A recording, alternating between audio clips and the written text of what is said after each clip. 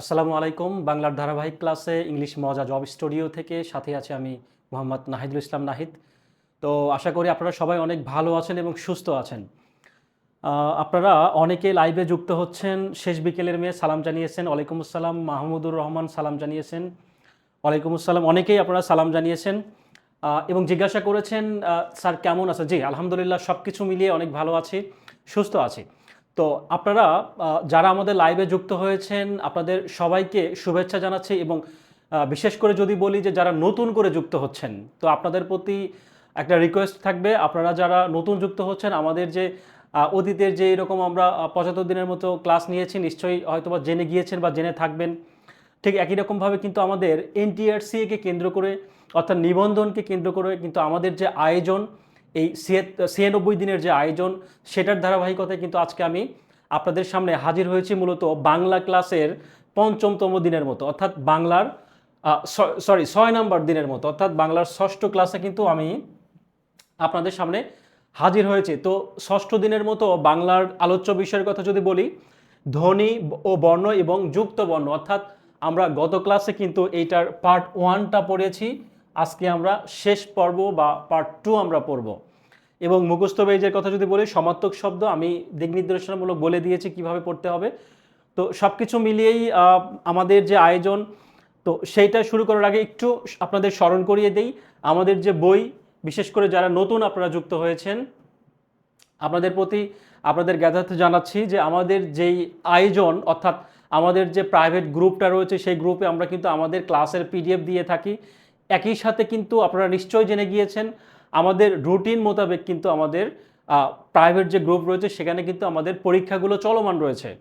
অর্থাৎ আমাদের প্রতিটা সাবজেক্টের, অর্থাৎ 4টা সাবজেক্টেরই কিন্তু আমাদের ডেইলি কিন্তু রুটিন অনুপাতে আমাদের ক্লাসগুলো এবং আমাদের যে পরীক্ষাগুলো রয়েছে, মডেল টেস্টগুলো রয়েছে, সেগুলো কিন্তু অলরেডি চলতেছে।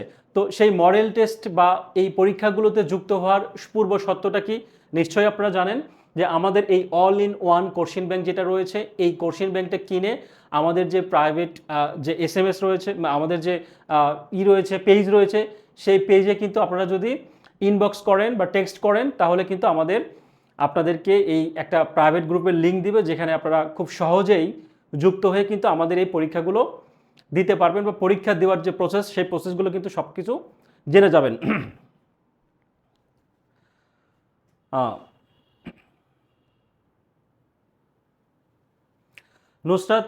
নুসরাত বলেছেন ইনবক্স করতে পারছি না। ইনবক্স করতে পারবেন না, কারণ আমাদের যে পেজ রয়েছে পেজে কিন্তু আপনি চাইলে মেসেজ করতে পারেন, অথবা যদি সমস্যা হয় আমাদের যে হেল্পলাইন রয়েছে, আমাদের যে ওখানে হোয়াটসঅ্যাপ নাম্বারগুলো রয়েছে, সেখানে কিন্তু আপনারা চাইলে ফোন দিয়ে আপনারা গ্রুপে অ্যাড হতে পারেন এবং আপনার সমস্যার কথা কিন্তু জানাতে পারেন। তো এই হচ্ছে বিষয়। তো যাই হোক, আজকে আমরা শুরু করে দিব, আমাদের বেশি কথা বাড়াবো না। ধ্বনি এবং বর্ণর যে দ্বিতীয় ক্লাস বা দ্বিতীয় পর্ব যদি বলি, তো সেটা কিন্তু আমরা শুরু করতে যাচ্ছি।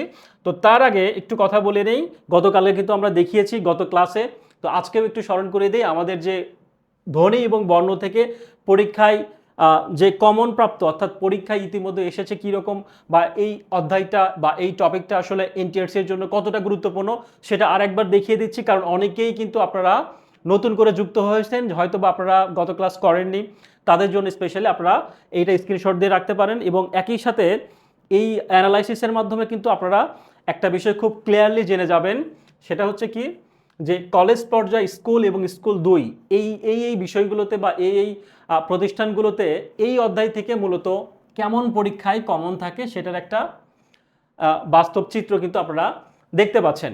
তো যাই হোক, এখানে কলেজে মোটামুটি বেশি আসতে দেখা যাচ্ছে, 8তমতে ছিল, 13তম এবং 14তমতে আমরা দেখতে পেয়েছি যে একাধিক 2 বা 3টাও কিন্তু এই অধ্যায় থেকে ছিল, যদিও লাস্ট কয়েকটা ইন্টারসিএ পরীক্ষায় কিন্তু এই অধ্যায় থেকে অতটা আসতে দেখা যায়নি। তবে আমরা আশা রাখছি পরবর্তী এনটিআরসি যে পরীক্ষাগুলো হবে, সেটা 9ম বলি বা 19তম যেটাই বলি, তো আশা করি এই অধ্যায় থেকে ইনশাল্লাহ কমন পড়বে। তো যাই হোক, আমরা শুরু করে দেব।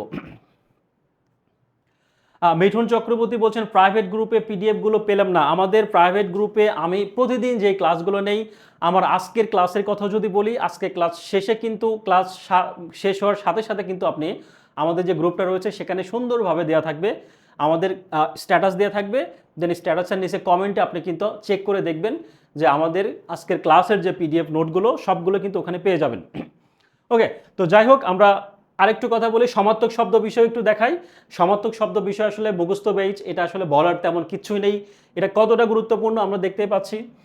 হ্যাঁ, কলেজ পর্যায়, স্কুল পর্যায়ে এবং স্কুল পর্যায়ে 2 এই সবগুলো জায়গাতে কিন্তু একাধিক 3টা আসতে দেখা গিয়েছে। ইভেন সর্বোচ্চ 11তম ইন্টারসিএতে 5টা পর্যন্ত প্রশ্ন আসছে এই একটা টপিক থেকে, অর্থাৎ সমার্থক শব্দ থেকে। এটা নিঃসন্দেহে অনেক গুরুত্বপূর্ণ একটা টপিক। তো এইটা এই টপিকটা মুখস্থ বেস পড়ার সিস্টেমটা আমি আপনাদেরকে আবার একটু স্মরণ করিয়ে দিই। সেটা হচ্ছে আপনি যেটাই পড়েন, আপনার কাছে যে বইটাই রয়েছে, আমি এইটুকু নিশ্চিত যে আপনাদের কাছে অবশ্যই একটা জব সলিউশন রয়েছে, সেটা যে কোনো সিরিজের হতে পারে বা যে কোনো ব্যক্তির আলাদা বাংলা বই রয়েছে। তো সেই বইগুলোতে দেখবেন অনেকগুলো বিগত প্রশ্ন রয়েছে, অনেকগুলো বর্ণনা করার পরে শেষে দেখবেন প্রাইমারি আলাদা করা রয়েছে, বিসিএস, ইন্টারসিএ, ব্যাংক, তারপর হচ্ছে বিভিন্ন ভার্সিটির যে পরীক্ষাগুলো, এই সবগুলো কিন্তু আগে আপনি সুন্দরভাবে শেষ করবেন।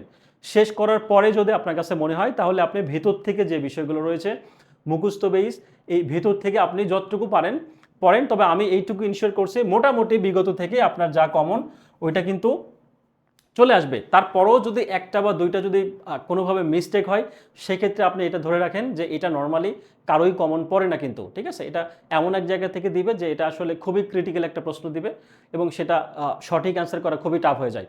তো যাই হোক, অনেকেই আপনারা বলে থাকেন যে স্যার আসলে শুধু বিগত পড়ে হবে কি না। আপনি যদি শুধু বিগতই প্রশ্ন বারবার পড়েন এবং ওখান থেকে যদি পরীক্ষা নেওয়া হয়, আমি বলবো যে আপনি 100% কারেক্ট করতে পারবেন না। হ্যাঁ, এখান থেকেও কিন্তু অনেক সময় ভুল হয়ে যায়।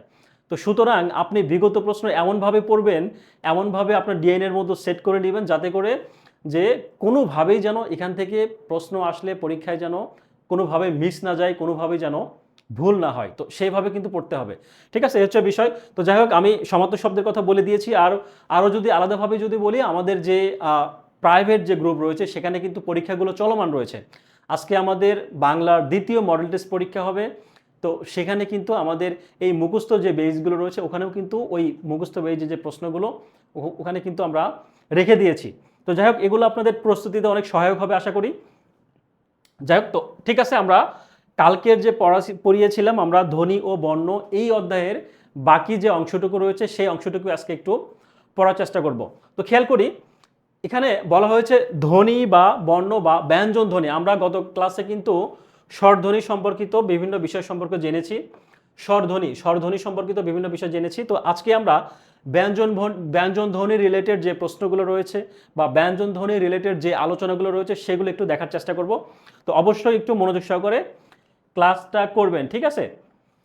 আচ্ছা, আমরা শুরু করি। তো প্রথমে যদি বলি ব্যঞ্জন ধ্বনিটা আসলে কি, আমরা নিশ্চয়ই সবাই জানি যে যেসব ধ্বনি উচ্চারণের সময় বায়ু মুখের বাইরে কি হয়, বের হওয়ার আগে বাক প্রত্যঙ্গের বিভিন্ন জায়গায় বাধা পায়, সেগুলোকে আমরা কি বলি, ব্যঞ্জন ধ্বনি বলি।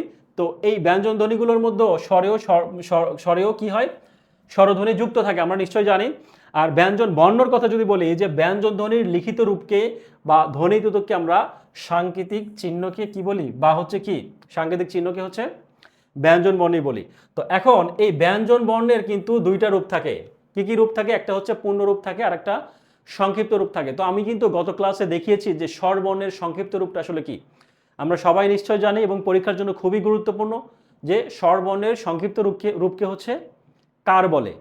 আমরা নিশ্চয়ই গত ক্লাসে জেনেছি। তো কার কতগুলা, 10টা কার রয়েছে, যদিও স্বরবর্ণের সংখ্যা 11টি, বাট একটা যে নেই সেটা হচ্ছে কি স্বরেয়। আর এই স্বরেয়কে আমরা নীলিন বর্ণ বা লীন বর্ণ বলে থাকি। তো আজকে আমরা এই ব্যঞ্জন বর্ণের ফলা সম্পর্কে একটু জানবো। ফলাটা আসলে কি? বলা হয়েছে যে ব্যঞ্জন বর্ণের সংক্ষিপ্ত রূপকে ফলা বলে। স্বরবর্ণের সংক্ষিপ্ত রূপ যদি কার হয় আর ব্যঞ্জন বর্ণের সংক্ষিপ্ত রূপকে আমরা কি বলবো, ফলা বলবো।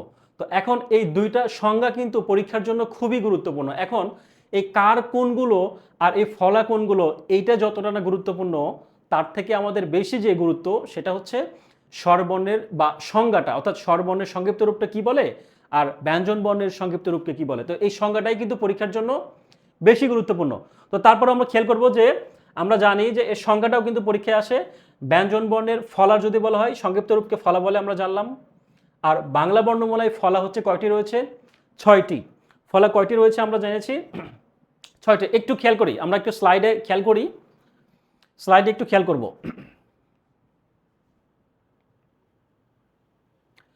স্লাইডে একটু খেয়াল করব যে ফলা যেগুলো রয়েছে, ফলা, আমাদের যে ফলা, আমি গত ক্লাসে একটা কথা বলেছিলাম যে ফলাটা আসলে কিভাবে মনে রাখবো।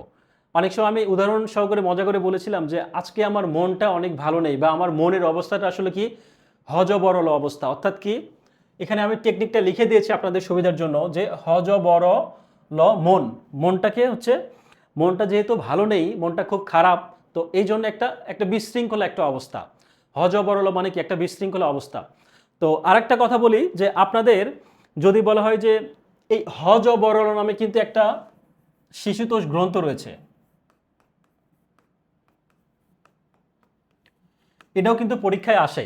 আপনারা কি সেই গ্রন্থটির লেখকের নাম বলতে পারবেন কিনা? যারা জানেন অবশ্যই কমেন্টে জানাতে পারেন, ঠিক আছে? তো হযবরল নামে কিন্তু একটা সাহিত্যিকের কি রয়েছে, একটা সাহিত্যকর্ম রয়েছে যেটা আসলে শিশুতোষ গ্রন্থ। তো এই শিশুতোষ গ্রন্থ হযবরল কে লিখেছেন আপনারা একটু চাইলে কমেন্টে জানাতে পারেন, আমি একটু পরে বলে দিব। তার আগে একটা কথা বলি, এই হটা আমি বলেছি কি, এই হটা কি আমরা কি করব, বাদ দিব। এই হটাকে আমরা বাদ দেওয়ার পরে যে চারটা বর্ণ থাকবে কি কি, উন্তুস্থ জ, তারপর কি ব, র এবং ল, এই চারটা, আর একটা হচ্ছে কি মন ভালো নেই, এই মন, এই টোটালে হচ্ছে ছয়টাকে আমরা কি বলবো, ফলা বলবো। তো এই ফলা যে ছয়টা রয়েছে সেই ছয়টা মনে রাখার একটা সহজ টেকনিক কিন্তু আমরা শিখে আসছি, হজ বরল। আর আমি বলে দেই হজ বরল হচ্ছে কার সাহিত্যকর্ম। আচ্ছা, একজন বলেছেন স্যার আমি পরীক্ষা দিতে পারছি না। আপনি পরীক্ষা রিলেটেড যত কোশ্চেন আছে, যত জানার রয়েছে, সবটা বিষয়, সবগুলো বিষয় আমাদের পেজ রয়েছে, সেই পেজে আপনি SMS করবেন। সেখানে রেসপন্স না করলে আপনি আমাদের হেল্পলাইন রয়েছে, হেল্পলাইনে কিন্তু আপনি ফোনেও কিন্তু জেনে নিতে পারেন বা হোয়াটসঅ্যাপ করে জেনে নিতে পারেন, ঠিক আছে? আমাদের যারা প্রতিনিধি রয়েছে অবশ্যই আপনাকে সহযোগিতা করবে, প্রসেসিংগুলো সব কিছু জানিয়ে দিবে, ঠিক আছে? তো আমরা খেয়াল করি হজ বরলা হচ্ছে কার। একজন কমেন্ট করেছেন শাহিনুর ইসলাম, অনেক অনেক ধন্যবাদ শাহিনুর ইসলাম, অনেক ধন্যবাদ। সুকুমার রায় বলেছেন, উনি সঠিক অ্যান্সার দিয়েছেন। তো সুকুমার রায়ের এটা কিন্তু একটা বিখ্যাত শিশুতোষ গ্রন্থের নাম হচ্ছে হজ বরল। আমরা তাহলে দুইটা তথ্য জানলাম সাহিত্যের, একটা সাহিত্যের হজরবল সাহিত্যকর্ম লিখেছেন হচ্ছে সুকুমার রায়, এবং এই হজবরলা থেকে কিন্তু আমরা মনে রাখতে পারি কীরকম, একটু সিকোয়েন্স অনুযায়ী আমি সাজিয়ে রেখেছি, খেয়াল করে দেখুন। এখানেও কিন্তু রয়েছে সিকোয়েন্স অনুযায়ী, উন্তুস্থ জ, হটা আমরা বাদ দেব, আর যে বাকি চারটা থাকবে উন্তুস্থ জ, উন্তুস্থ অ, উন্তুস্থ জ, তারপর কি রয়েছে ব, র, ল এবং মনের হচ্ছে কি মূর্ধন্য। তো এগুলো আমরা খেয়াল করছি। জ ফলা বলতে আমরা কি জানি, বানানের ক্ষেত্রে দেখতেই পাচ্ছি সহ্য বানান, অত্যন্ত বানানের যেটা জ ফলা রয়েছে। বিশ্বাসের ক্ষেত্রে ব ফলা হচ্ছে বিশ্বাস, নিঃস্ব। র ফলার ক্ষেত্রে যদি বলি গ্রহ, এবং রেফের কথা নিশ্চয়ই আমরা জানি বর্ণ, তর্ক, খর্ব। আর লয়ের কথা যদি বলি ক্লান্ত, অম্লান, উচ্ছ্বাস, উল্লাস। মোফলা হচ্ছে তন্ময়, পদ্ম, এগুলো হচ্ছে চিহ্ন। তারপর নফলা চিহ্ন রয়েছে, পূর্বাহ্ন রয়েছে, অপরাহ্ন রয়েছে। তো এই সবগুলো বিষয় কিন্তু আমরা ফলার মধ্যে জানি। তো আমরা বেশিভাবে খুব গুরুত্ব দিয়ে মনে রাখবো আসলে ফলার সংজ্ঞাটা এবং এর সংখ্যাটি আসলে কতটি, এই দুইটাই সবথেকে বেশি গুরুত্বপূর্ণ, যদিও এগুলো ভেতর থেকে ওইরকমভাবে আসে না, বাট আমরা একটু শিখিয়ে রাখবো, ঠিক আছে? ওকে, একটু খেয়াল করে দেখব যে মৌলিক ব্যঞ্জন বর্ণের সংখ্যা কয়টি। আমরা যদিও গত ক্লাসে কিন্তু শিখে আসছে যে মৌলিক ব্যঞ্জন বর্ণের সংখ্যা কয়টি। সিনথিয়া মিম সুকুমার রায় বলেছেন, সবুজ মিয়া সরকার, সুকুমার রায়, হালিমা আক্তার, অনেকেই আমরা কিন্তু সঠিক অ্যান্সার দিয়েছেন, মাশাল্লাহ, অনেক অনেক সুন্দর। আশা করি আপনাদের সাহিত্যের প্রিপারেশন অনেক ভালো। তো যাই হোক, সঠিক অ্যান্সার অনেকেই দিয়েছেন। তো এখন আমরা মৌলিক ব্যঞ্জন ধ্বনি সম্পর্কে একটু জানবো, খেয়াল করব। বাংলা মৌলিক ব্যঞ্জন ধ্বনির যে সংখ্যা রয়েছে, বাংলা মৌলিক ব্যঞ্জন ধ্বনির যে সংখ্যা, সেটার সংখ্যা কতগুলো জানলাম আমরা, 30টি। একটু খেয়াল করবো, এটা হচ্ছে ব্যঞ্জন ধ্বনির সংখ্যা। আমরা নিশ্চয় জানি যে স্বরধ্বনি কতগুলো, আমরা গত ক্লাসে জেনে আসছি 11টি, এবং ব্যঞ্জন ধ্বনি যে 39টা রয়েছে, টোটাল ধ্বনি তো আমরা জানি হচ্ছে কতগুলা, টোটাল ব্যঞ্জন ধ্বনি জানি হচ্ছে মোট হচ্ছে 39টা। এই 39টার ভিতরে কি বলছে এখানে, মোট মৌলিক ব্যঞ্জন ধ্বনির সংখ্যা কিন্তু 30টা। তাহলে আমার টোটাল ব্যঞ্জন ধ্বনি হচ্ছে 39টা, আর বাদ বাকি যে 9টা বাদ গেল, সেই 9টা আসলে কোনগুলো বাদ গেল। তা আমি কিন্তু আপনাদের এর আগে একটা কথা বলেছিলাম যে ক থেকে শুরু করে চন্দ্রবিন্দু পর্যন্ত আপনারা অনেকেই হয়তোবা জানেন বা অনেকেই হয়তোবা জানেন না, সিকোয়েন্স অনুযায়ী কিন্তু আপনাদের এই যে বর্ণগুলো রয়েছে এগুলো কিন্তু মুখস্থ রাখতে হবে। কেন? কারণ আপনি যখন এই বর্ণ অধ্যায়টা পড়বেন তখন কিন্তু আপনাকে এই সিরিয়াল নাম্বারটা আপনাকে অনেক সহযোগিতা করবে।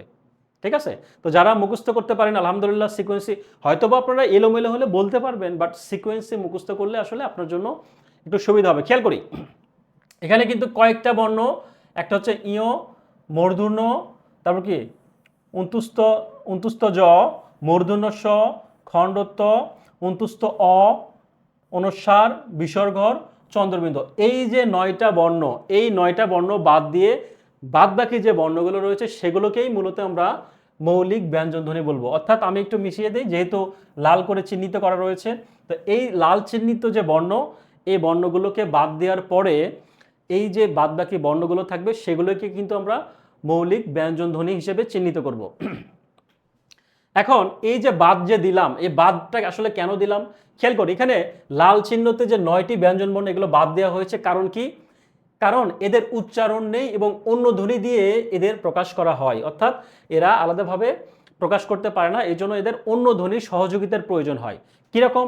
ইও এর উচ্চারণের কথা আমরা এখানে দেখে আসছি, স্বরয়ের মতো, যেরকম মিয়া, হ্যাঁ, মূর্ধন্যয়ের উচ্চারণ দন্তনয়ের মতো। তো এখানে উচ্চারণগত বিভিন্ন বিষয় দেয়া রয়েছে বাদ বাকি যে 9টা।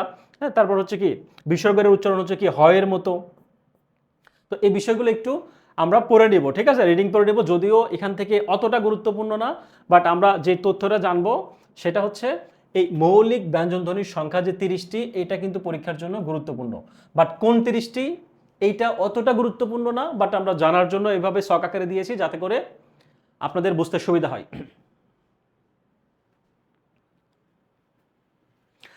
হাবিবা বিনতে সরকার বলেছেন মৌলিক ধ্বনি হচ্ছে 37টি। জি, মৌলিক ধ্বনি 37টি, বাট মৌলিক এখানে ব্যঞ্জন ধ্বনির কথা বলা হয়েছে 30টি, আর বাদ বাকি যে এগুলো রয়েছে অর্থাৎ 60টি, এগুলো কিন্তু মৌলিক স্বরধ্বনির সংখ্যা। ঠিক আছে, এটা মাথায় রাখতে হবে। এই টোটালে হচ্ছে 37টা। ওকে, তো আমরা খেয়াল করলাম, তো পরবর্তীতে একটু দেখবো স্লাইডে কি রয়েছে। এখানে লাস্ট কিন্তু আমরা এটা দেখেছি যে এটাও কিন্তু এটারই একটা অংশ, অর্থাৎ যে মৌলিক যে ধ্বনি রয়েছে ব্যঞ্জন ধ্বনি সেগুলোর কিন্তু একটা অংশ। আচ্ছা, এটা হচ্ছে কিন্তু আমরা জানি যে এর উচ্চারণ নেই এবং এটাকে অনুনাসিক বর্ণ বলে। তো এই অনুনাসিক বর্ণ আমরা যখন আসবো আরো বিস্তারিত জানবো। খেয়াল করে একটু ভিতরের দিকে যাব আমরা।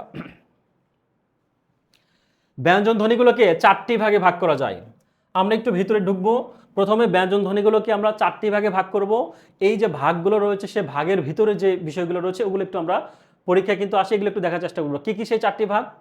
একটা হচ্ছে উচ্চারণের স্থান অনুযায়ী, উচ্চারণের প্রকৃতি অনুযায়ী, তারপর ধ্বনির কম্পন মাত্রা অনুযায়ী বিভাজন, ধ্বনির সৃষ্টিতে বায়ুর প্রভাবের মাত্রা অনুযায়ী। অর্থাৎ আমরা কিন্তু ঘোষ, অঘোষ, মহাপ্রাণ, অল্পপ্রাণ, হ্যাঁ, নাসিক্য, এই সবগুলো বিষয় নিয়ে কিন্তু আমরা একটু বিস্তারিত জানার চেষ্টা করব। তো পরবর্তীতে খেয়াল করি যে প্রথমে যদি বলি 1 নম্বর যে প্রকার রয়েছে তার মধ্যে যদি বলা হয় উচ্চারণ স্থান অনুযায়ী বিভিন্ন যে বিভাজন রয়েছে সেটা একটু আমরা দেখব। এখানে বলা হয়েছে কি, বাক প্রত্যঙ্গের ঠিক যে জায়গায় বায়ু বাধা পেয়ে ব্যঞ্জন ধ্বনির সৃষ্টি করে তা ওই জায়গাটি হলো ওই ব্যঞ্জনের হচ্ছে উচ্চারণ স্থান। আর উচ্চারণ স্থানগুলি এগুলোকে বেশ কয়েকটি ভাগে ভাগ করা হয়েছে। তার মধ্যে একটু খেয়াল করি সবথেকে গুরুত্বপূর্ণ তথ্য, ক থেকে মু পর্যন্ত যে 25টা বর্ণ রয়েছে এই বর্ণকে বর্গীয় ব্যঞ্জন বা বর্গীয় বর্ণ বলা হয়। পরীক্ষা কিন্তু আসে এই ক থেকে মু পর্যন্ত। আমি একটু আগে বলেছি যে সিরিয়াল অনুযায়ী কিন্তু আমাদের ক খ জানতে হবে। কেন? কারণ আপনি যদি সিরিয়াল না জানেন তাহলে ক থেকে যে মু পর্যন্ত কয়টা বর্ণ এটা আপনার জন্য যদি নাও জেনে থাকেন, আপনি কিন্তু সিরিয়াল মতো যদি আপনি পড়তে পারতেন, জানতেন, তাহলে কিন্তু আপনি এমনি ক খ থেকে শুরু করে এমনি বের করতে পারতেন যে এই টোটালি কয়টি বর্ণ রয়েছে। তো যাই হোক, এখানে 5টি বর্গ বা পর্ব আকারে কিন্তু বিভক্ত করা যায়। সে পর্বগুলো কি কি একটু খেয়াল করব। পর্বগুলোর নাম একটু আমরা দেখব যে উচ্চারণ স্থান, বর্ণসমূহ এবং উচ্চারণ স্থান অনুযায়ী এদের নামের কথা বলা হয়েছে। খেয়াল করি ক খ গ ঘ উ, এই প্রথম যে 5টা রয়েছে বর্ণ, এগুলোকে কিন্তু আমরা কণ্ঠ বা জিহ্বা মূলীয় বর্ণ বলবো। কেন? এই যে বর্ণগুলো রয়েছে ক, আপনি যখন উচ্চারণ করবেন ক খ, এগুলো কিন্তু গলার ভেতর থেকে নিচ থেকে আসবে, অর্থাৎ কণ্ঠমূলীয়। হ্যাঁ, তারপর যদি বলে অগ্রতালু, অগ্রতালুটা হচ্ছে কি তালব্য, উচ্চারণ স্থান অনুযায়ী এটা হচ্ছে কি তালব্য বর্ণ। এটা হচ্ছে চ ছ বর্গীয় জ ঝ ইয়। তারপর পশ্চাৎ দন্তমূল হচ্ছে ট ঠ ড ঢ মূর্ধন্য। অগ্রদন্তমূল ত থ দ ধ দন্তন্য প ফ ব ভ মু, এটা অষ্ট এবং অষ্টবর্ণ। এগুলো কিন্তু আমরা মোটামুটি জানি। ঠিক আছে, এটা একটু আমরা স্লাইডটা দেখে নেব, এখান থেকে কিন্তু পরীক্ষায় এসে থাকে। বিভিন্ন বর্ণ দিয়ে বলবো যে এটা আসলে উচ্চারণ স্থান অনুযায়ী এটা আসলে কোন বর্ণ। তো এই বিষয়গুলো একটু আমরা জানার চেষ্টা করব, মনে রাখার চেষ্টা করব। খেয়াল করি, তবে একটু মাথায় রাখবো যে নবম দশম শ্রেণীর যে বই রয়েছে, বোর্ড বই, সেই ব্যাকরণ অনুযায়ী কিন্তু ব্যঞ্জন ধ্বনির উচ্চারণ স্থান অনুযায়ী বিভিন্ন কিন্তু বিভাজন রয়েছে। তো সেটা একটু আমরা দেখার চেষ্টা করব। ওকে, তো উচ্চারণ স্থান অনুযায়ী নাম, যদি কণ্ঠ ব্যঞ্জনের কথা বলি, ক খ গ ঘ উ, এটা মুখ, এটা হচ্ছে মুখ্য কি বাক প্রত্যঙ্গ, এটা হচ্ছে জিভের পিছনের অংশ থাকে, এবং গৌণ যদি বাক প্রত্যঙ্গের কথা বলা হয় এটা হচ্ছে কি নরম তালু।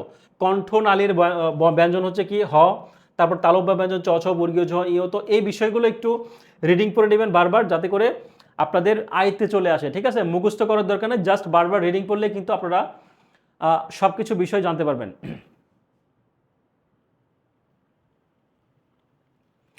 ওকে, পরবর্তীতে একটু খেয়াল করি, পরবর্তীতে দন্তমূলীয় ব্যঞ্জনের কথা বলা রয়েছে, যে যে বর্ণ রয়েছে, তারপর কি অষ্ট বর্ণ রয়েছে, অষ্টম ব্যঞ্জন রয়েছে কোনগুলো, এগুলো একটু দেখলাম। তো এখন কণ্ঠ ব্যঞ্জন, এই কণ্ঠ ব্যঞ্জনটা আসলে কিভাবে আছে সেগুলো কিন্তু এখানে বিস্তারিত বর্ণনা করা হয়েছে। অর্থাৎ যেসব ব্যঞ্জন ধ্বনি উচ্চারণের সময় জিভের পিছনের অংশ উঁচু হয়ে আল জিভের কাছাকাছি নরম তালুর কাছে বায়ুপথে বাধা সৃষ্টি করে, সেগুলোকে আসলে কণ্ঠ ব্যঞ্জন বলে। তো এই কণ্ঠব্যঞ্জন, অর্থাৎ আপনি যখন ক খ গ ঘ উ এই যে বিষয়গুলো বা এই বর্ণগুলো যখন উচ্চারণ করবেন, তখন কিন্তু একদম ভেতর থেকে আসবে, হ্যাঁ, গলার একদম ভেতর থেকে, কণ্ঠের ভেতর থেকে।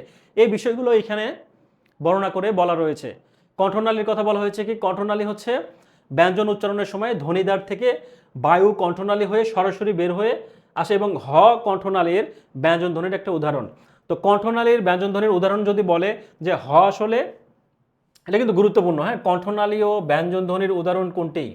অ্যান্সার হচ্ছে হ। যেগুলো গুরুত্বপূর্ণ সেগুলো কিন্তু আমি লাল চিহ্নিত করে বোল্ড করে দিয়েছি, যাতে করে আপনাদের বুঝতে সুবিধা হয়। তারপর তালব্য ব্যঞ্জন, এটাও কিন্তু বোল্ড করা অক্ষর রয়েছে, এগুলো এগুলো একটু রিডিং করে নেবেন, ঠিক আছে, বুঝতে আপনাদের সমস্যা হবে না আশা করি। দন্তবর্ণ, তারপর মূর্ধন্য বর্ণ, এগুলো বোল্ড করা অংশগুলো একটু মাথায় রাখতে হবে। পরীক্ষা কিন্তু আসতে পারে কিভাবে, যে দন্ত ব্যঞ্জন ধ্বনির উদাহরণ কোনগুলা, বা আসতে পারে হচ্ছে মূর্ধন্য ব্যঞ্জন ধ্বনির উদাহরণ কোনগুলা। এখানে সংজ্ঞাটা যত না গুরুত্বপূর্ণ, তার থেকে এই উদাহরণগুলো বেশি গুরুত্বপূর্ণ। ঠিক আছে, এগুলো একটু মাথায় রাখবেন।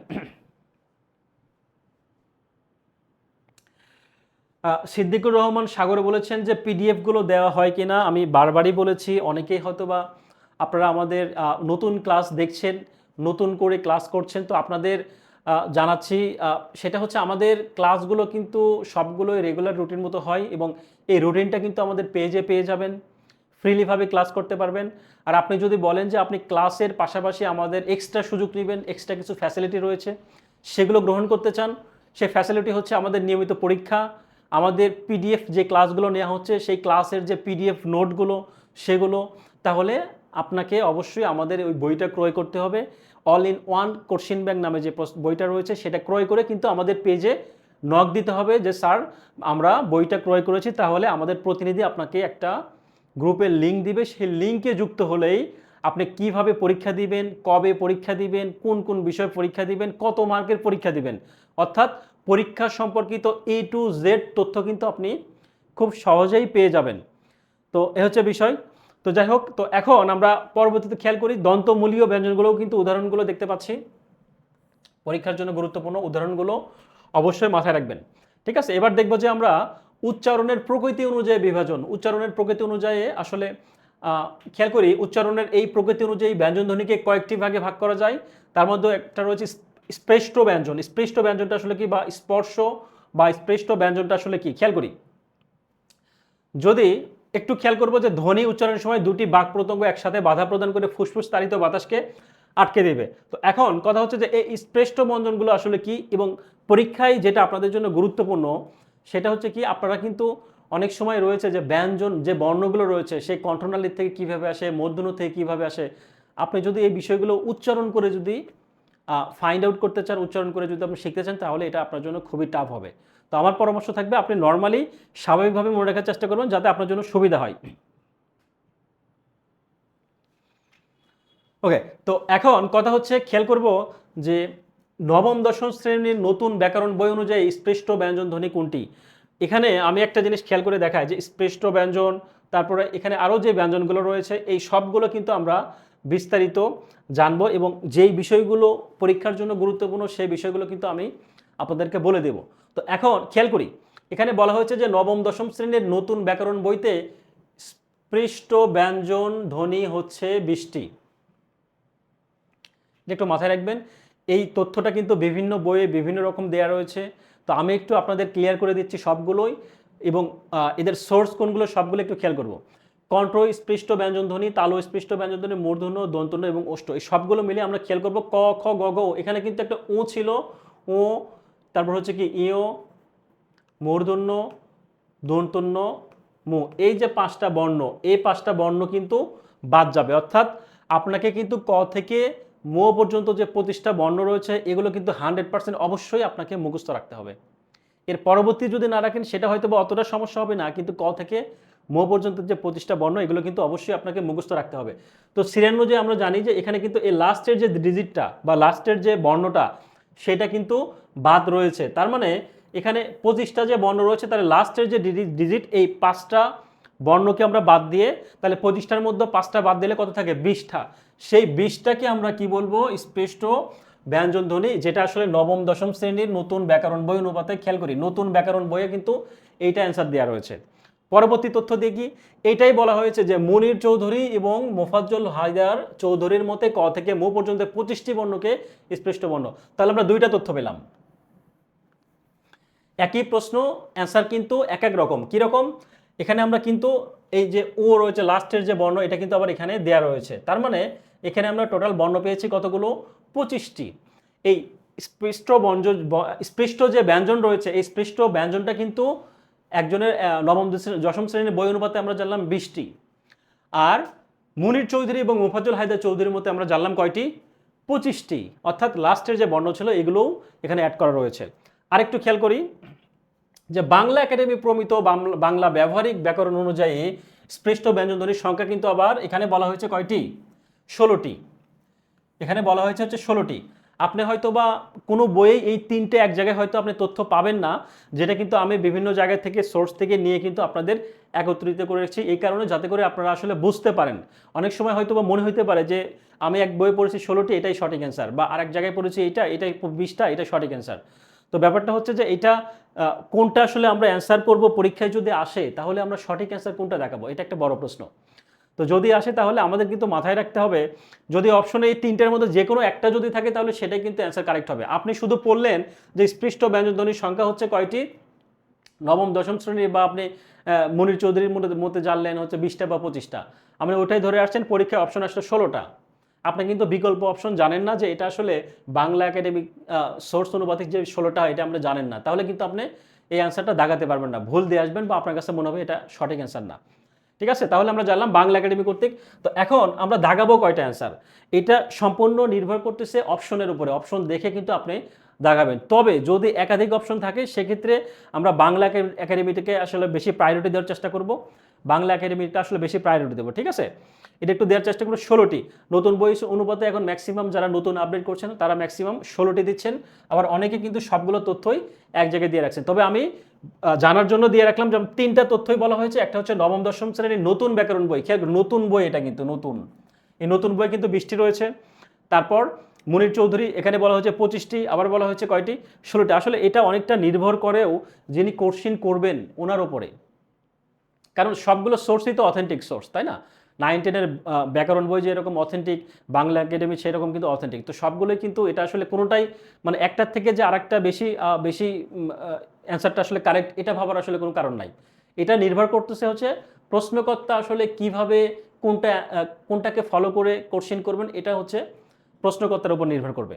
তো যাই হোক, আমরা সবগুলো জেনে রাখলাম, 3টা তথ্যই কিন্তু আমরা জেনে রাখছি। তো এখন খেয়াল করি যে অনুনাসিক বা নাসিক্য ধ্বনি সম্পর্কে একটু আমরা জানবো।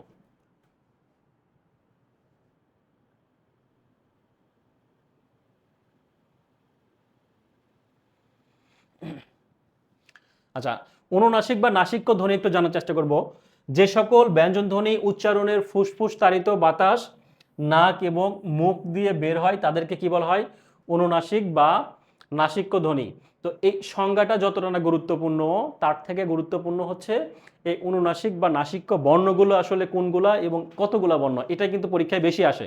একটু খেয়াল করি, সংজ্ঞাটা আমরা জেনে রাখবো যে ব্যঞ্জন ধ্বনি উচ্চারণের সময় ফুসফুস তাড়িত বাতাস নাক এবং মুখ দিয়ে কিন্তু বের হয়, তাদেরকে আমরা অনুনাসিক বা নাসিক্য বর্ণ বলবো।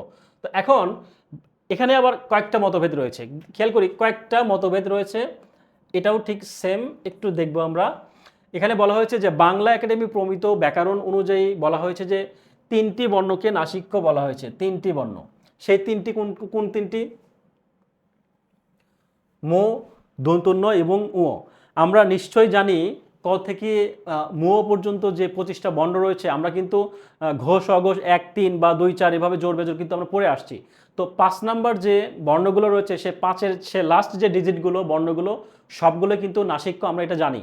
তার মানে আমরা জেনেছি নাসিক্য হচ্ছে কয়টি? 5টি। তো এখানে এখানে বলা হয়েছে কিন্তু আবার বাংলা একাডেমি প্রমিত বলা হয়েছে হচ্ছে 3টি বর্ণকে নাসিক্য। কোন 3টি? একটা হচ্ছে মো, দন্তন্য এবং উ। তো এই কয়েকটা 3টা বর্ণকে আমরা নাসিক্য বলবো। কিন্তু আবার খেয়াল করি মুনির চৌধুরী এবং মোফাজ্জল হায়দার চৌধুরীর মতে প্রতি বর্গের যে পঞ্চম বর্ণের, হ্যাঁ পঞ্চম বর্ণ রয়েছে, সেই পঞ্চম বর্ণের 5টি বর্ণ কি কি আমরা নিশ্চয় জানি। লাস্ট যে ক খ গ ঘ উ, এই উ একটা, চ ছ বর্গীয় জ, ইও ইও একটা। তো লাস্ট যে অর্থাৎ 5 নাম্বার যে বর্ণগুলো, এই বর্ণগুলোকে আমরা কি বলবো? বলা হয়েছে হচ্ছে নাসিক্য, 5টাকে। এর সাথে একটু খুবই গুরুত্বপূর্ণ, একটু আমরা মাথায় রাখবো, এর সাথে 2টো বর্ণ রয়েছে, একটা হচ্ছে কি অনুস্বার, একটা হচ্ছে অনুস্বার এবং চন্দ্রবিন্দু। অনুস্বার এবং চন্দ্রবিন্দু এই দুইটিকেও অনুনাসিক বা নাসিক্য ধ্বনি বা বর্ণ বলা হয়েছে। অর্থাৎ নাসিক্য ব্যঞ্জন ধ্বনি হচ্ছে 7টি টোটালে, আর এটার উচ্চারণটা হবে হচ্ছে অনুস্বার। হ্যাঁ, অনুস্বার।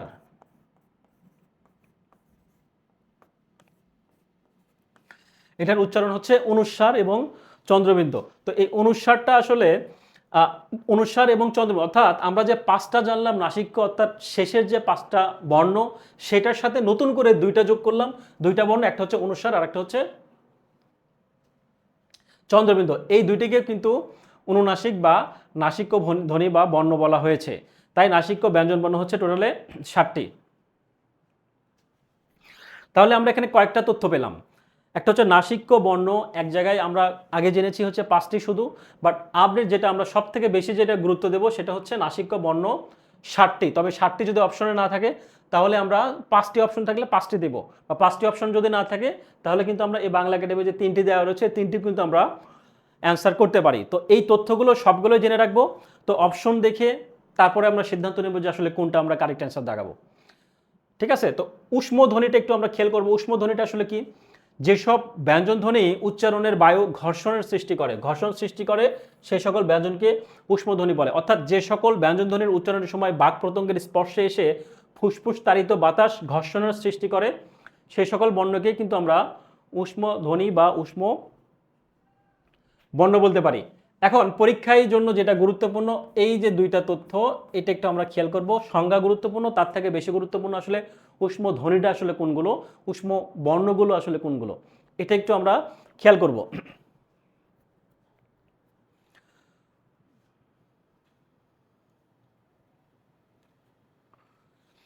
আচ্ছা, উষ্ম বর্ণর কথা যদি বলি আর উষ্ম ধ্বনির কথা যদি বলি, প্রথমে আমরা ধ্বনি সম্পর্কে জানবো আর পরবর্তীতে আমরা বর্ণ জানবো। ধ্বনি কোনগুলো? 3টি। কি কি? তালবস্য, দন্তস্ব এবং হ। তালবস্য, দন্তস্ব এবং হ, এই 3টিকে আমরা কি বলবো? উষ্ম ধ্বনি। আর উষ্ম বর্ণ যদি বলা হয় তাহলে একটা বাড়বে, সেটা হচ্ছে কি মূর্ধন্য ষ, আর একটা বাড়বে সেটা হচ্ছে মূর্ধন্য ষ। অর্থাৎ উষ্ম ধ্বনির সাথে শুধু একটা বর্ণ বাড়বে, সেই এক্সট্রা বর্ণটা হচ্ছে মূর্ধন্য ষ। অর্থাৎ তালবস্য, দন্তস্ব, মূর্ধন্য ষ এবং হ, এই 4টা বর্ণকে আমরা উষ্ম বর্ণ বলবো। ঠিক আছে? এই 4টা বর্ণকে উষ্ম জানবো।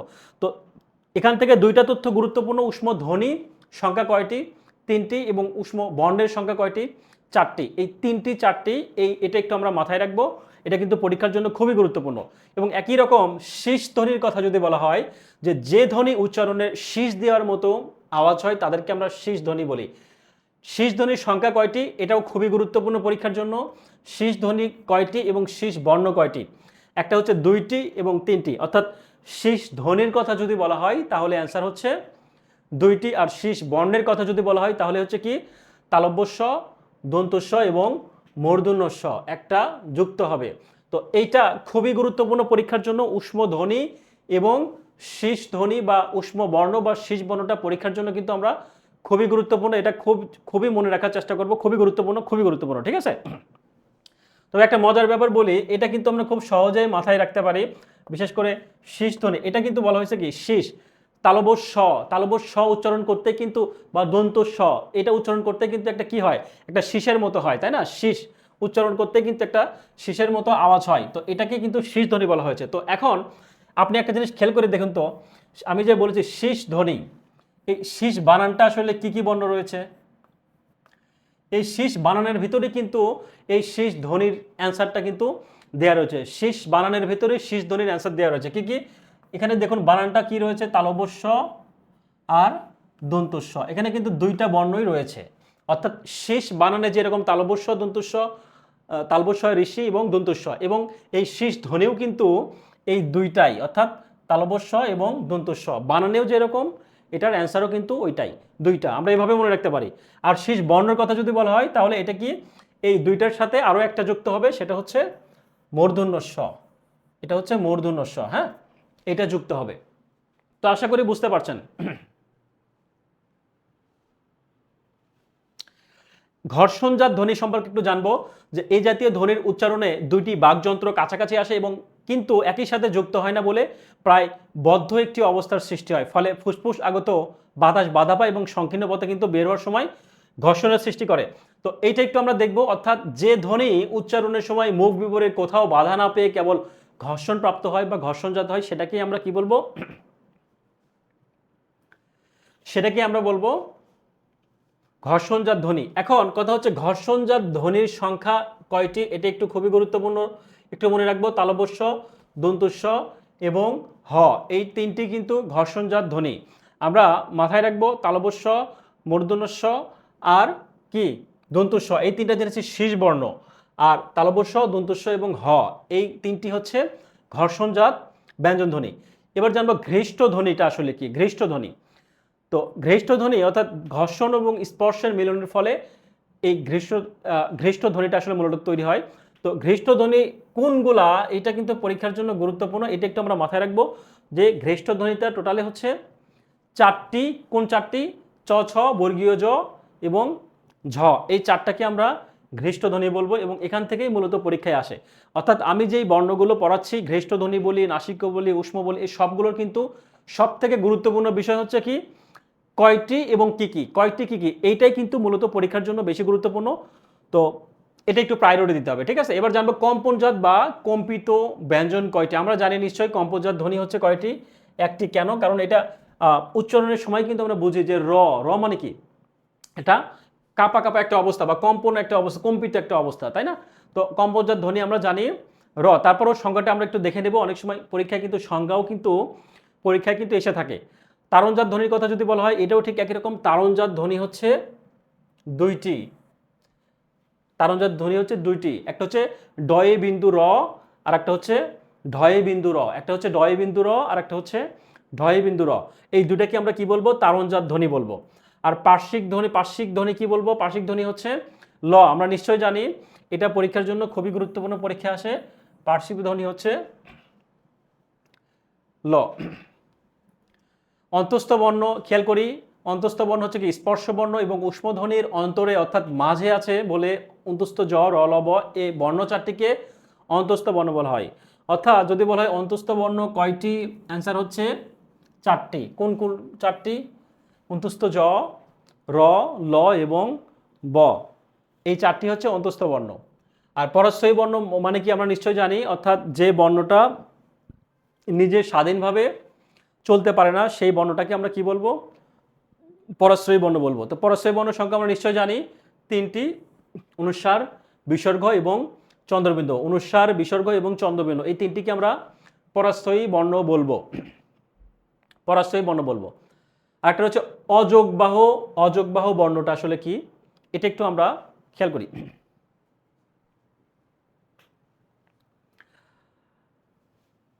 অযোগবাহ বর্ণটা আসলে কি, অনুস্বার এবং বিসর্গ বর্ণ দুটিকে অযোগবাহ বর্ণ বলে। এই বর্ণগুলো কিন্তু বা এই নামগুলো কিন্তু আমরা একটু মাথায় রাখবো, পরাশ্রয়ী বর্ণ, অন্তঃস্থ বর্ণ, আনুনাসিক বর্ণ। তো এই বর্ণগুলোই কিন্তু মূলত পরীক্ষা আসে, একটা জানতে চাওয়া হয় এই বর্ণটির সংখ্যা কতগুলো, বা এই নিচের কোনটি এই অমুক বর্ণ, অন্তঃস্থ বর্ণ নিচের কোনটি, বা পরাশ্রয়ী বর্ণ নিচের কোনটি, বা কয়টি, এই টাইপের প্রশ্ন কিন্তু বেশি হয়। খেয়াল করি, অনুস্বার এবং বিসর্গ বর্ণ দুটিকে অযোগবাহ বর্ণ বলে, কারণ এরা না স্বর না হচ্ছে ব্যঞ্জন, অর্থাৎ নিজে নিজে কোনো শব্দ তৈরি করতে পারে না, অন্যর সঙ্গে যুক্ত হয়, তবে উচ্চারিত হয় বলে, অন্যর সঙ্গে যুক্ত হয়ে উচ্চারিত হয় বলে এদের অযোগবাহ বলে। অযোগবাহ বর্ণগুলোর অপর নাম কিন্তু, এটা একটু মাথায় রাখবেন, আশ্রয় স্থানভাগী। এখানে অযোগবাহ পরীক্ষায় অপশনে না থেকে কিন্তু এই অনুস্বার এবং বিসর্গর বর্ণ দিয়ে এই অযোগবাহর অপশনের পরিবর্তে কিন্তু আশ্রয় স্থানভাগী অপশনটা থাকতে পারে। এটা কিন্তু খুবই গুরুত্বপূর্ণ, অর্থাৎ এইটারই কিন্তু অন্য নাম বা নিক নাম যেটা আমরা বলি, এটা কিন্তু একটু মাথায় রাখতে হবে। আর আনুনাসিক বর্ণ কোনগুলো? যে বর্ণ নাসিক্য ধ্বনি গঠনে সহায়তা করে তাদেরকে আনুনাসিক বা সানুনাসিক বর্ণ বলে। আর আনুনাসিক বর্ণ হচ্ছে কি? একটি, অর্থাৎ চন্দ্রবিন্দু। এই চন্দ্রবিন্দু যে কোনো বর্ণের বা যে কোনো শব্দের উপরে বসিয়ে কিন্তু আমরা কি করতে পারি?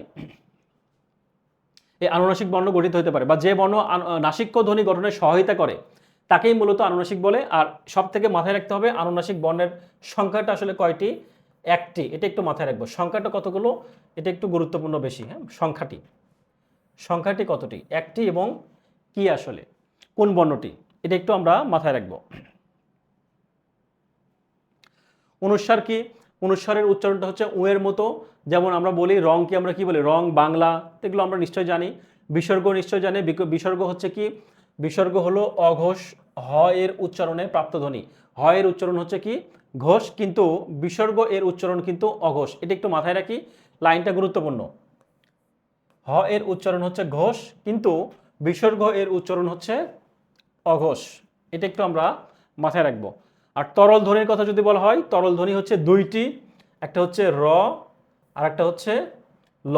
র এবং ল এই দুইটিকে আমরা তরল ধ্বনি বলবো, ঠিক আছে? তরল ধ্বনি বা তরল স্বর যদি বলা হয়, বাংলায় তরল ধ্বনি, এই যে এইটা তরল যে ধ্বনি, এই তরল ধ্বনির নামে যে ধ্বনি রয়েছে, এটাই কিন্তু চাকরির অনেক বইতে কিন্তু আপনি পাবেন না। অনেক ব্র্যান্ডের যদি বলি যে অনেক উল্লেখযোগ্য ব্র্যান্ডের বই কিন্তু আপনি এই তরল ধ্বনির কথা কিন্তু আপনি পাবেন না। তো যাই হোক, এই তরল ধ্বনি মূলত হচ্ছে দুইটি, র এবং ল। হ্যাঁ, তো সুতরাং আপনাদের কাছে অনুরোধ থাকবে, যদি আপনারা আমাদের বইটা কিনে থাকেন তাহলে তো ওকে, আমাদের যে স্লাইডের যে নোটগুলো পিডিএফগুলো সবগুলো তো পাবেনই, পাশাপাশি যারা আপনারা এখনও বই কিনেননি, বা যদি আপনি মনে করেন যে আমি বই কিনবো না, তাহলে আপনি চাইলে আমাদের এই ক্লাসগুলো থেকে আপনি স্ক্রিনশট দিয়ে রাখতে পারেন, অথবা আপনি নোট ডাউন করে পড়তে পারেন, ঠিক আছে? এটা আপনার যেটা ভালো মনে হয়। তবে আমাদের পরামর্শ থাকবে, আমাদের যে ফ্রি যে কোর্সটা রয়েছে এনটিআরসিএ, তো এই কোর্সটা কিন্তু আমরা একদম প্রতিজ্ঞাবদ্ধ, যেটা আসলে গত আমরা কিন্তু 75 দিনের যে জার্নি ছিল সেখানে কিন্তু আমরা দেখিয়েছি যে আমাদের যেটা বলি যে আসলে এটা আমরা করব কতদিনে কিভাবে, এই সব কিছু কিন্তু আমরা গত 75 দিনে আমরা দেখিয়ে দিয়েছি যে আমরা কাজের প্রতি কতটা ডেডিকেটেড, এবং আমরা যেটা কথা দেই সেই কথাটা আসলে রাখি। তো এটাও ঠিক একই রকম, আমাদের এনটিআরসি এর জন্য যে ফ্রি ক্লাসগুলো আপনি প্রথম থেকে শুরু করে সব শেষ পর্যন্ত কিন্তু আপনি আমাদের সাপোর্ট পাবেন। বিশেষ করে যারা আমাদের গ্রুপে যুক্ত হয়েছেন, আমাদের যে পরীক্ষা সেগুলো তো চলমান রয়েছেই, পাশাপাশি আমাদের ক্লাসগুলো করেও কিন্তু আপনি উপকৃত হতে পারেন। এটা ভাবার কোনো কারণ নাই যে আমাদের ফ্রি ক্লাস কতদিন চলবে, কেমন চলবে। হ্যাঁ, তো এটা ভাবার কোনো কারণ নাই। আমাদের কতদিন চলবে, কবে চলবে, কবে কোন কয়টার থেকে চলবে, সব বিষয় কিন্তু আমাদের যে পেজ রয়েছে, আমাদের যে গ্রুপ রয়েছে, সেখানে কিন্তু একদম পাবলিকলি দেওয়া রয়েছে যে আমাদের ক্লাস টাইম কয়টায়, ক্লাস শিডিউল কবে, সব কিছু এ টু জেড কিন্তু আমরা দিয়েছি। তো সুতরাং ফ্রি ভেবে আসলে এটাকে হেলায় ফেলে দেওয়ার কোনো সুযোগ নাই, ঠিক আছে? এখন আমরা একটু দেখব 3 নম্বরে।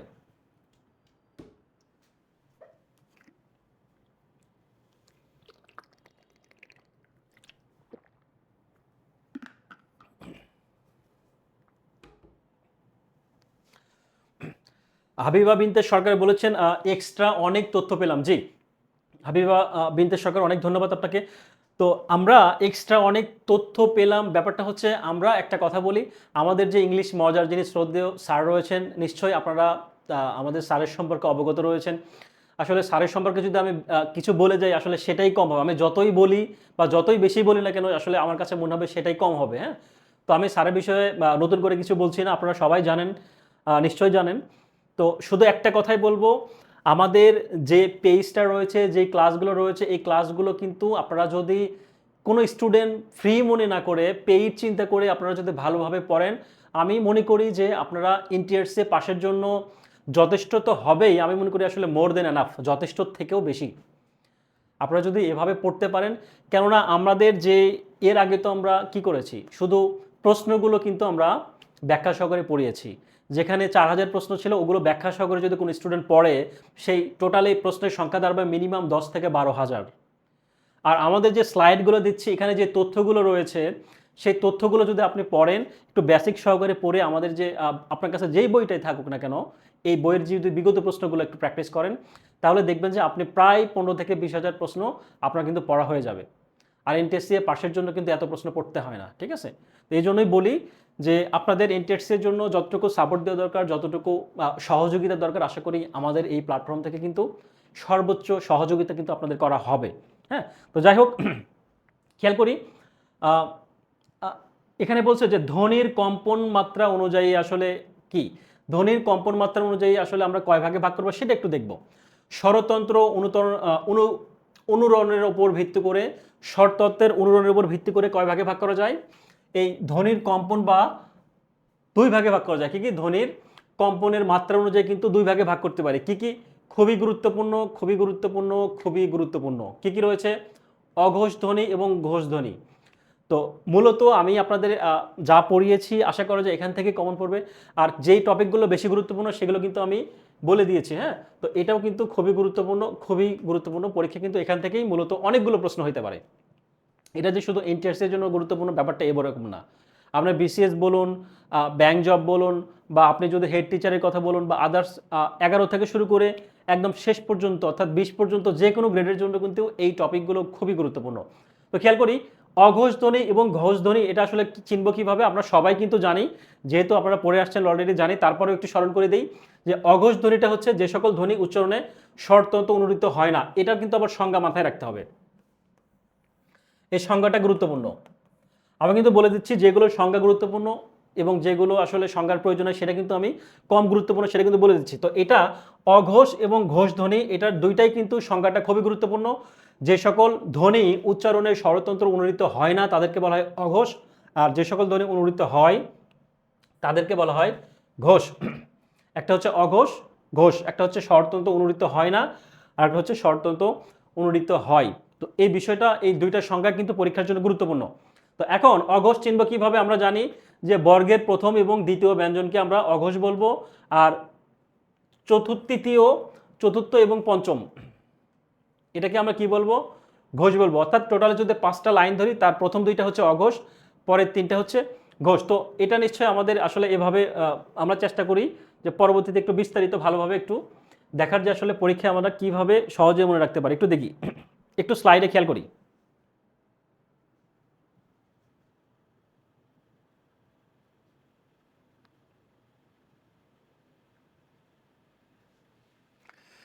অঘোষ এবং ঘোষ ধ্বনিটা আসলে কিভাবে চিহ্নিত করবো সেটা একটু দেখি। প্রথমেই যদি একটু খেয়াল করি, এখানে অঘোষ এবং ঘোষ দুইটাতেই কিন্তু কালো এবং লাল লাল চিহ্নিত করে কিন্তু বোল্ড করে দেওয়া রয়েছে। একটু স্লাইডগুলো খেয়াল করি। অঘোষ আমরা নিশ্চয়ই জানি প্রথম ক থেকে উ পর্যন্ত, চ থেকে ও পর্যন্ত এখানে 5টা বর্ণ রয়েছে। প্রথম দুইটা কিন্তু আমরা এই ক থেকে মু পর্যন্ত যদি বলি, এই প্রথম দুইটাকে আমরা কি বলছি? অর্থাৎ কালো চিহ্নিত বোল্ড করা হচ্ছে অঘোষ, আর লাল চিহ্নিত যে বর্ণগুলো রয়েছে সেগুলোকে আমরা ঘোষ বলবো। আমরা কিন্তু নিশ্চয়ই জানি অঘোষ ঘোষ কিন্তু ক থেকে শুরু করে এই মু পর্যন্ত এখানে টোটালে কয়টি বর্ণ রয়েছে? 25টি। আমরা কিন্তু সবাই জানি এই 25টা বর্ণ কিন্তু অঘোষ ঘোষ কোনগুলো, এগুলো কিন্তু আমাদের কোনো সমস্যা না। আমরা কিন্তু সবাই জানি, কি জানি? নিয়ম জানি হচ্ছে কি, সামনের দুইটা অঘোষ, পরের 3টা হচ্ছে ঘোষ। কিন্তু সমস্যা হচ্ছে কোন জায়গায়? এই অন্তুস্থ জ্বর পর থেকে শুরু করে এই চন্দ্রবিন্দুর পর্যন্ত, এখান থেকে আসলে কোনগুলো ঘোষ আর কোনগুলো অঘোষ এটা কিন্তু পরীক্ষায় আসে, এবং এটাই হচ্ছে আমাদের সমস্যা। এটা আমরা কিভাবে মনে রাখবো একটু খেয়াল করি। এখানে অন্তুস্থ জ, র, ল, তালবস্য, দন্তস্য, মূর্ধন্যস্য, হ, তারপর অন্তুস্থ অ, ঢয়বিন্দু র, খণ্ডত্ব, অনুস্বার, বেশকর, চন্দ্রবিন্দু। তো এই সবগুলো বিষয়গুলো এখানে দেওয়া রয়েছে। তো এটার উচ্চারণটা কিন্তু এরকম, অন্তুস্থ অ। হ্যাঁ, এটার উচ্চারণটা কিন্তু হচ্ছে অন্তুস্থ অ। এটার উচ্চারণ হচ্ছে অন্তুস্থ অ, আর এটা হচ্ছে অন্তুস্থ জ। তো যাই হোক, আপনারা নিশ্চয়ই জানেন এগুলো আসলে বোঝানোর তেমন কিছুই নেই, বলারও কিছু নাই। জাস্ট একটু বলে দেই যে অন্তুস্থ জ থেকে শুরু করে চন্দ্রবিন্দুর পর্যন্ত যে বর্ণগুলো রয়েছে কোনগুলো আসলে ঘোষ। এখানে লাল চিহ্নিত সবগুলো হচ্ছে ঘোষ। এখন লালের মধ্যে এক্সট্রাভাবে, অর্থাৎ এই 25টা বর্ণের বাইরে যদি বলি, র রয়েছে, র, ল, হ, ডয়বিন্দু র এবং ঢয়বিন্দু র। এই যে টোটালে অতিরিক্ত 3 এবং 2, 5টা, এই 5টা বর্ণকে আমরা কি বলছি? এই 5টা বর্ণকে আমরা ঘোষ বলছি, ঘোষ বর্ণ। এখন একটা মজার একটা কথা বলি, পরীক্ষায় কিন্তু একটা প্রশ্ন আসে, যে প্রশ্নটা আসলে এভাবে যে পরীক্ষায় আসতে পারে, এটা কিন্তু কোনো বইয়ে আপনি পাবেন না, সচরাচর খুব কম বইয়ে পাবেন। সেটা হচ্ছে, আমরা জানি যে নর্মালি কোনটি ঘোষ বর্ণ, কোনটি অঘোষ বর্ণ, কিন্তু বাংলা বর্ণমালায় ব্যঞ্জন বর্ণের টোটালে ঘোষ বর্ণের সংখ্যা কয়টি? এটা কি আপনি জানেন? বা অনেক বই কিন্তু আপনি এটা পাবেন না। তাহলে টোটালি যদি আমি বলি, তাহলে আমরা খুব সহজেই মনে রাখতে পারছি।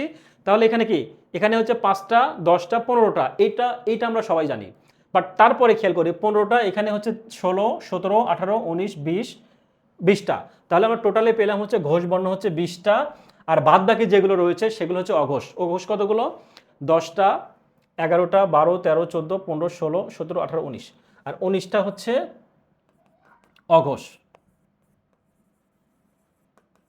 অঘোষ হচ্ছে 19 আর ঘোষ হচ্ছে 20।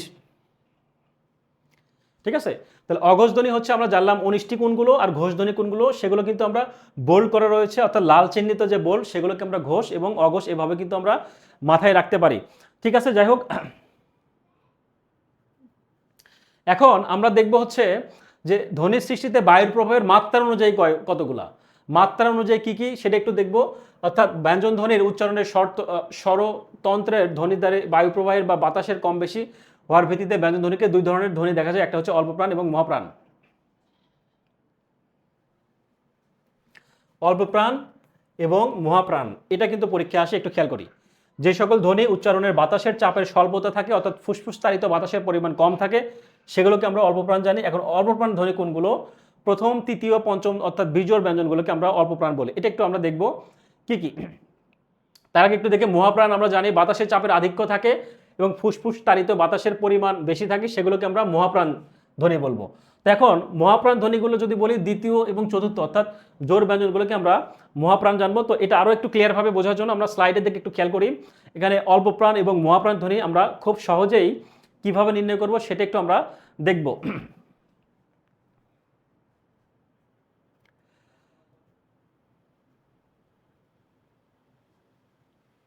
একটু খেয়াল করি, অল্পপ্রাণ, মহাপ্রাণ, অল্পপ্রাণ, মহাপ্রাণ, অল্পপ্রাণ। আমরা নিশ্চয় জানি ক থেকে ম পর্যন্ত যে 25টা বর্ণ রয়েছে, এগুলো আমরা নিশ্চয় জানি। আমরা অঘোষ প্রথম 2টা জেনেছি, অর্থাৎ আমি যদি এখানে দেই, উপরে একটু লিখে দেই, এটা হচ্ছে কি অঘোষ,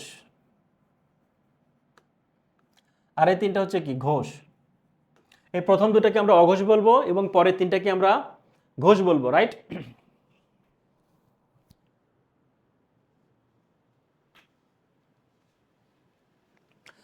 অঘোষ হচ্ছে প্রথম 2টা, পরের 3টা হচ্ছে ঘোষ। এখন অল্পপ্রাণ কোনগুলো, মহাপ্রাণ কোনগুলো একটু খেয়াল করি। এই 25টার মধ্যে আমরা জানি অল্পপ্রাণ হচ্ছে কি, অল্পপ্রাণ হচ্ছে প্রথম বর্ণ। এখানে যদি পাঁচটা যদি আমরা লাইন থাকে, এরকম 5টা লাইন, ক, খ, গ, ঘ, ঙ, 5টা, তারপর প্রথম শুরু হবে কোত্থেকে? অল্প থেকে, অল্পপ্রাণ, তারপর মহাপ্রাণ, তারপর অল্পপ্রাণ, মহাপ্রাণ, অল্পপ্রাণ। অর্থাৎ আমরা নিশ্চয় জানি, আমরা এভাবে কিন্তু মনে রাখতে পারি। অনেক সময় আমাদের সমস্যা হয় যে প্রথমে আসলে অল্পপ্রাণ হবে নাকি প্রথমে মহাপ্রাণ হবে, এটা নিয়ে কিন্তু পরীক্ষার সেন্টারে গিয়ে আমরা কনফিউশন হয়ে যায় বা আমাদের মধ্যে দ্বিধাদ্বন্দ্ব তৈরি হয়। তো এই কনফিউশন দূর করবো খুব সহজে, কীরকমভাবে একটু বলি। আমাদের স্বরবর্ণের শুরু কয়টা, মানে শুরু কি দিয়ে? প্রথমে যদি বলি, স্বরবর্ণের সংখ্যা হচ্ছে 11টি, আমরা সবাই জানি। বাট এই যে 11টি, সেটা শুরুটা আসলে কি? স্বরীয় দে, স্বরীয়, স্বরিয়া, এটা দে। তো এখানেও শুরুটা কিন্তু অল্পপ্রাণ বানানের ক্ষেত্রে কিন্তু খেয়াল করি, বানানটা কিন্তু স্বরীয়, অর্থাৎ শুরুটা হবে স্বরীয় দে, অর্থাৎ স্বরবর্ণ যেরকম স্বরীয় দিয়ে শুরু, এই অল্পপ্রাণ মহাপ্রাণের প্রথম যেটা, সেটা অল্পপ্রাণটা দিয়ে শুরু হবে, অর্থাৎ অল্পপ্রাণ, মহাপ্রাণ, অল্পপ্রাণ, মহাপ্রাণ, অল্পপ্রাণ। এই সিকোয়েন্স জানলে কিন্তু আপনার একদম ইজি, আপনারা কিন্তু সবাই এটা খুব সহজেই মনে রাখতে পারবেন। কিংবা আপনি এভাবেও মনে রাখতে পারেন, যদি বেজোড় সংখ্যা হয়, বেজোড় সংখ্যা কত? 1, 3, 5। তো আপনি যদি এই ঘরটাকে যদি আপনি এটাকে যদি আপনি বলেন, যদি 1, 2, 3, এটাকে যদি আপনি 4, এটা 5 ধরেন, তার মানে বিজোড় সংখ্যা। বিজোড় সংখ্যা কি কি আমরা নিশ্চয় জানি, 1 3 5, 1 3 5। তো এই 1 3 5 হচ্ছে কি মহাপ্রাণ, অল্প প্রাণ। 1 3 5 হচ্ছে অল্প প্রাণ। এই অল্প প্রাণ ধ্বনিগুলো কিন্তু আমরা এইভাবে মনে রাখতে পারি, অথবা এক ঘর পর পরে শুরু, যেহেতু স্বরেয়দে শুরু, তাহলে আমরা স্বরেয়দে অল্প প্রাণ এক ঘর পরে এভাবে কিন্তু আমরা মনে রাখতে পারি, যে সবভাবেই মনে রাখতে পারি।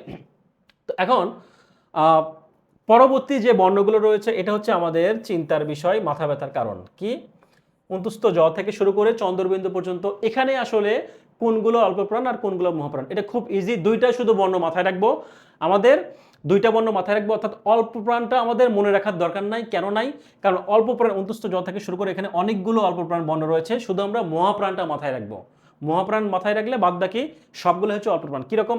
এই যে দুটো বর্ণ রয়েছে, একটা হচ্ছে ঢয় বিন্দু র, আর একটা হচ্ছে হ, এই দুইটা বর্ণ, এবং এই যে লাল চিহ্নিত যে বর্ণগুলো রয়েছে এটা আমরা সবাই জানি। মহাপ্রাণ হচ্ছে 2 নম্বর, অর্থাৎ জোর, জোর সংখ্যা হচ্ছে মহাপ্রাণ, আর বিজোড় হচ্ছে অল্প প্রাণ। তাহলে জোর যেহেতু জোরের ঘরে যেহেতু আছে, তাহলে 5টা 5টা 10টা, আর অতিরিক্ত শুধু হ এবং ঢয় বিন্দু র, এই দুইটা বর্ণ আমরা জানলাম। তার মানে এই টোটালে হচ্ছে 12টি বর্ণ হচ্ছে মহাপ্রাণ, 12টি হচ্ছে মহাপ্রাণ, 12টি হচ্ছে কি মহাপ্রাণ, আর বাদ বাকি যতগুলো থাকবে, তাহলে 39টার ভিতরে 12টা পেলাম মহাপ্রাণ, আর মহাপ্রাণ বাদ বাকি সারা যেগুলো রয়েছে সবগুলোই হচ্ছে কি, সবগুলোই হচ্ছে অল্প প্রাণ।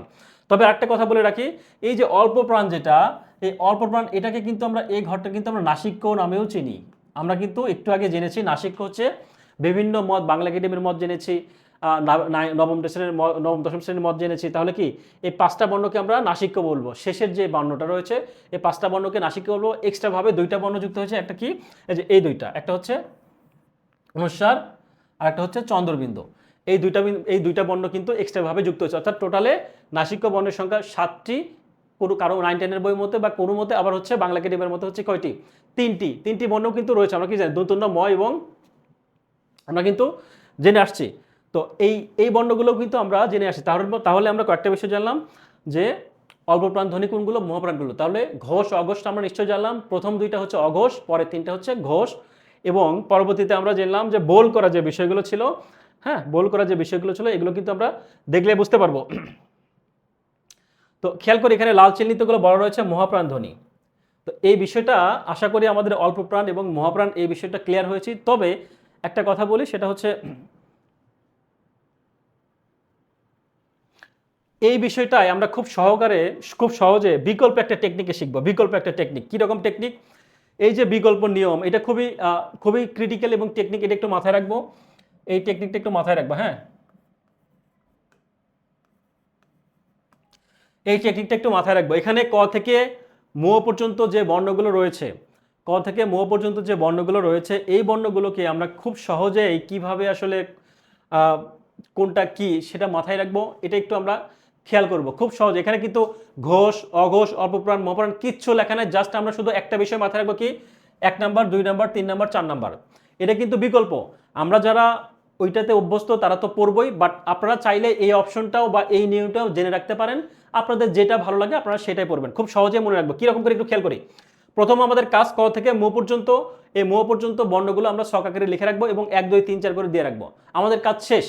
পরবর্তীতে কি করব, এখানে একটা এরকম ঘর আঁকাবো, সেই ঘরের কি চারটা আমরা ঘর করবো, কি উপরে লিখবো অঘোষ, নিচে ঘোষ, বাম পাশে অল্পপ্রাণ, ডান পাশে হচ্ছে মহাপ্রাণ, দিয়ে এটা 1 নাম্বার 2 নাম্বার 3 নাম্বার 4 নাম্বার এভাবে দিব। তো এখন আপনাদের অনেকের মনে হতে পারে যে স্যার আসলে এইটা এভাবে লিখতে হবে, রাফ করতে হবে, এটা মনে হয় অনেক কঠিন, বাট এটা মনে হয় অনেক সমস্যা।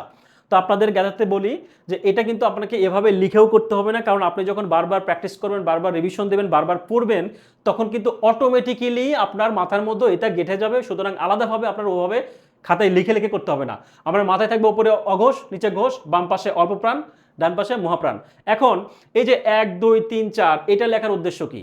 এটা লেখার উদ্দেশ্য একটাই, এখানে যে 1 2 3 4 লেখা আছে না, তার মানে একের ঘরে কোন বর্ণগুলো রয়েছে, এই যে বর্ণগুলো রয়েছে, খেয়াল করি একের ঘরে যে 5টা বর্ণ রয়েছে, ক থেকে শুরু করে প পর্যন্ত যে বর্ণগুলো রয়েছে সেটা হচ্ছে কি একের ঘরে।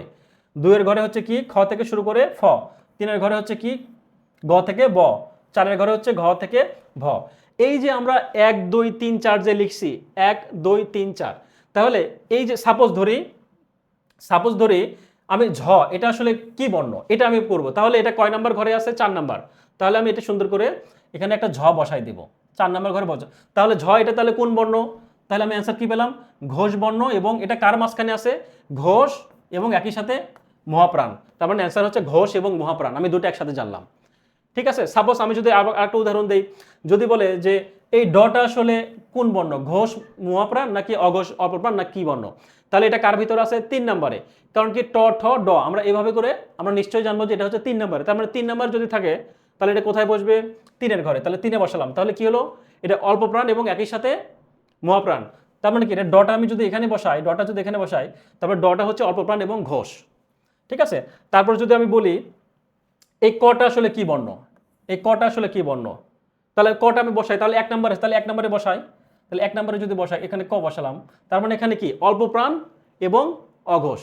আমরা কিন্তু এভাবে খুব সহজেই কিন্তু মনে রাখতে পারি।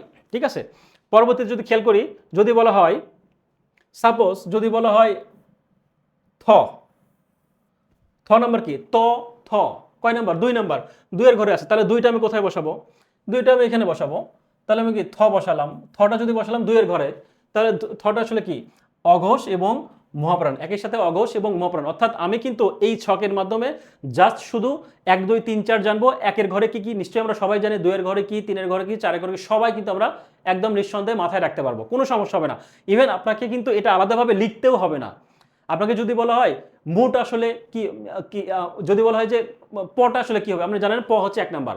বা যদি কি বলেন ভটা আপনার কি, যদি বলে ভটা আসলে কি হবে, তাহলে প ফ ব ভ 4 নাম্বার। এখানে কিন্তু 4টা ওয়ার্ড, এখানে কিন্তু 4টা বর্ণ নিব। ঠিক আছে, 5টা কিন্তু নিব না, এটা কিন্তু আমরা নিব না। এই বর্ণটাকে আমরা বাদ দিচ্ছি, নাসিক্যটা আমরা আলাদাভাবে মনে রাখবো।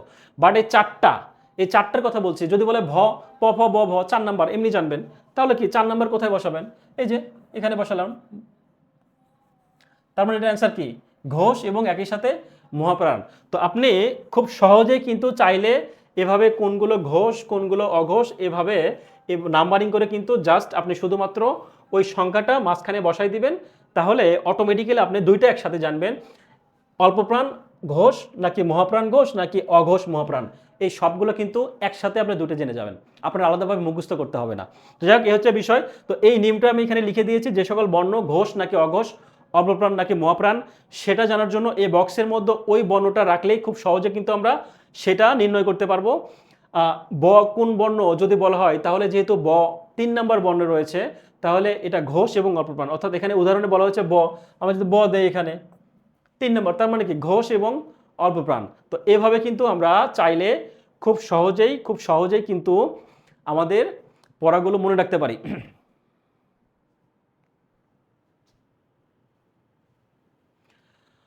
মামুন খান অনন বলেছেন অসাধারণ টেকনিক, অনেক অনেক ধন্যবাদ।